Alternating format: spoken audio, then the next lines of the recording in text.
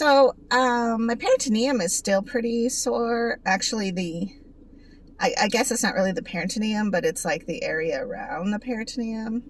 Your peritoneum is the membrane that holds your belly in. It's what lives underneath your skin area.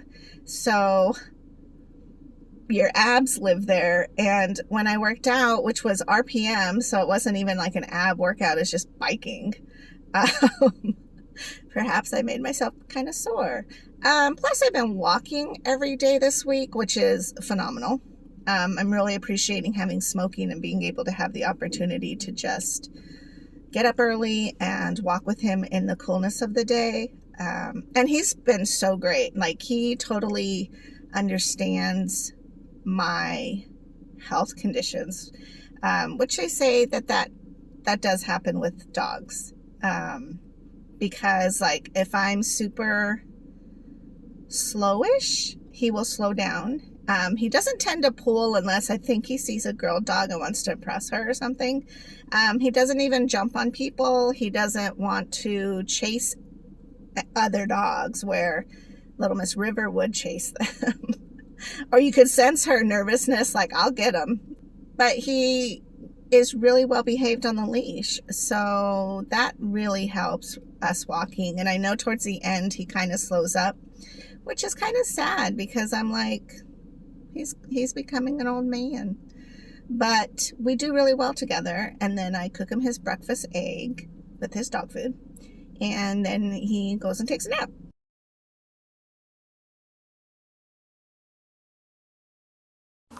Look at Boise this morning.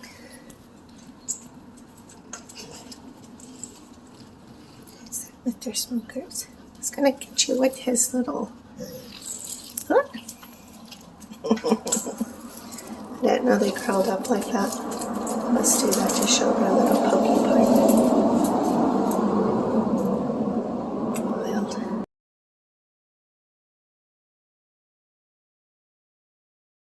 And what's really cute is like when Donnie leaves in the morning, like Smokey would totally sleep with us.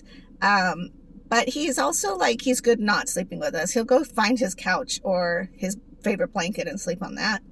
But then when Donnie leaves in the morning, he'll come and jump on the bed with me.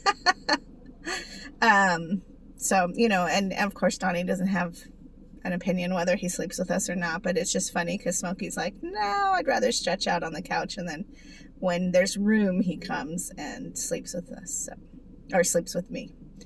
And he'll come sleep with me, so yeah.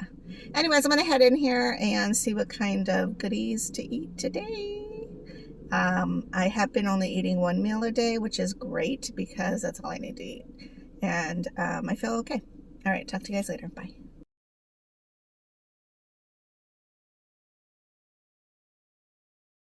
Hey guys, so I'm at Devita, and I am in the prime shade spot, which is phenomenal. I was very pleased when I pulled in this morning. I think it's just a regular checkup, I hope, because I'm so busy.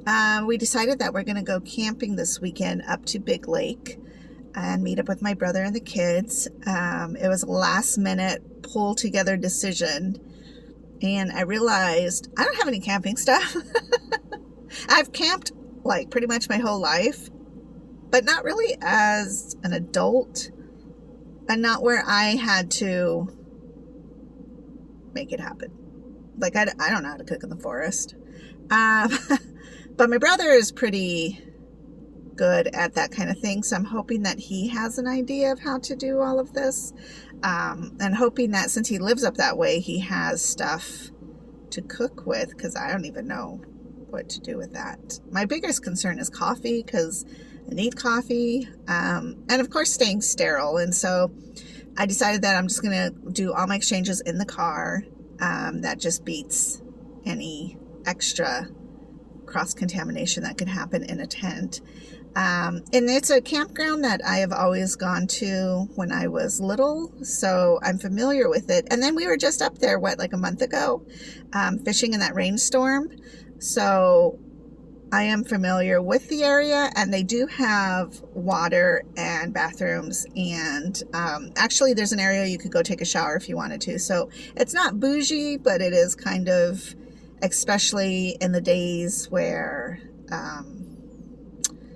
when we used to camp up there, where you had to use the outhouse, I think. I don't even know. Maybe we had to go find something in the forest. I don't know. I don't remember. So yeah, so I'm trying to get all of that stuff together. But what's really cool too is when you do travel, they give you a checkoff list for your dialysis to make sure that you're taking everything that is appropriate. And I have to take a lot of precaution because camping is very different from being in a hotel or a motel, because typically that's in a town someplace. Big Lake is a beautiful lake up in the White Mountains, but I want to say it's a good hour or two from an emergency helicopter or emergency hospital situation if that were to occur. And I believe that Flagstaff has a Devita, but I'm not quite certain. But I'm pretty sure it's Flagstaff. But I hope that nothing goes bad. I'm not anticipating anything go bad because I've been doing this for a year and a half. And so I have the momentum and the steps all down. I don't know what could happen except maybe falling accidentally into the water. That would be terrible. Or just having some sort of physical situation happen, but I don't see what that could possibly be. So just going to be very careful like I usually am. The other thing I thought about was they do have like running water, so that's good.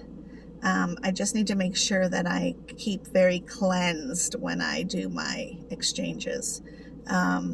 And then last night it was so weird. I had this dream where where your tube comes out of your body, there's like this little silver and then plastic connector thing. Now, granted, you guys know I wear a lot of black. And over time, the black in the dye starts to attach to that. So it looks kind of black and dirty eventually. But it's not dirty. It's just the staining of the black fabric. And last night I looked down and I was, you always want to check it when you're doing your exchanges or when you're cleaning your port area, just to make sure everything's tight, everything's put together, nothing's leaking, all this stuff. And so I think that kind of stuck in my head last night when I fell asleep, because I literally dreamt that I was leaking. And I have a Fitbit watch. And so a lot of times when I wash my hands, there'll be just a little bit of liquid that stays in here. And so there's often times where my shirt just has a little bit of dampness, or my lap pad will have a little bit of dampness. And so sometimes it's like, oh my gosh, why am I leaking? But it's just the Fitbit water. And so I think that just stuck in my head. So I had the dream that I was at this club and I was waiting for my appetizer to come. And I looked down and I was like, why is my shirt wet? And so I realized that I had sprung a leak where those little pieces fit together. And so what was weird though is I reached over and I had this bag, which I do travel with, especially when I go in other people's cars. Like I have a miniature I have a emergency kit that has like a cap, it has a pad, it has a cap, it has the gauze, it has tape. I think it even has a clamp in them. That way, in case anything crazy were to happen, I could clamp right away and then get to emergency. Or I could tape in case tape comes up. And sometimes I've gone dancing where I've had to re-tape because I was vigorously dancing and the tape just came off. Or I want to hold down my port a little bit stronger than what I had left home with. So I am glad I have that. And then of course a cap, just in case, God forbid, the cap falls off, right? So I reach over and I grab my little bag and I pull out the gauze and I wrap that around that section, and then I start taping it, and it was like the tape wouldn't stick. And so that was the nightmarish part of that whole situation. And then I jerked awake like, oh my God, you know, and so I'm like checking everything like, oh no, I'm fine. But it's really weird how that was my dream. I don't know. I'm hoping everything will be fine. Usually is. I mean, I've done these. I've not camped overnight yet on dialysis, but I have definitely traveled on dialysis and gone fishing on dialysis. So it's not anything that isn't easily for me to do, I guess. So anyways, I'm going to run in here real quick and hopefully this appointment goes fast because I have got a lot of things to go collect. Like sleeping bags. My son has a tent, thank God, so I'm going to use his. That way we can go buy our own, but we're not rushed to make decisions because I'd really like to have a big tent so I have plenty of room, and then possibly one that's like a 2-bedroom one, just in case I want to camp a little bit longer than just one night. I don't know how this will go. It'll be, and the weather is cold up there. So that's the other thing. Like, am I going to freeze to death? Probably. Anyways, I'm going to run in there. Have a good day. I will talk to you soon. Bye. All right. So I am in and out. Appointment went wonderfully. My lab work looks really good. I still have to work on potassium, but that's normal. Other than that, I think I was good to go. Everything seems smooth. I think it was funny though, because I was like, I'm going camping, and that's like, oh my gosh. But you know, I definitely, and I told him I'm going to do my exchanges in the car. The car is cleaned and ready to go. I always like to vacuum out and wipe my car down anyways. And I'm not going to do anything dialysis wise in their bathrooms, of course, and I'm not even going to shower up there because that's just too risky to shower. It's probably the cleaner water, honestly, but again, my shower at home has that shower filter on it, which helps preserve the color of my hair, so it's really just a vain thing. But it also helps to eliminate a lot of the garbage that comes out of your water when you shower. But I am grateful that they do have running water up there because I'll be able to wash my hands and stay cleansed, you know, and keep as sterile environment as possible. But I just don't feel like I could do an exchange in a tent because I still have to hang the bag. And so that wouldn't make sense. So I'm going to just go ahead and do my exchange in the car. So I think that helps alleviate some of the worry.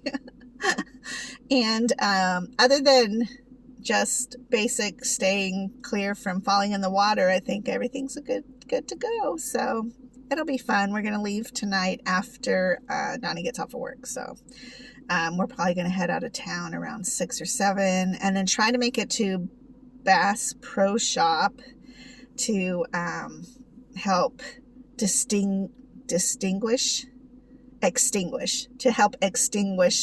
somebody's need to go in there.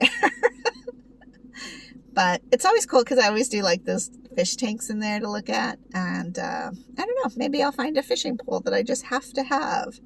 I don't know. Anyways, I'm gonna let you go and I will talk to you guys later. Bye.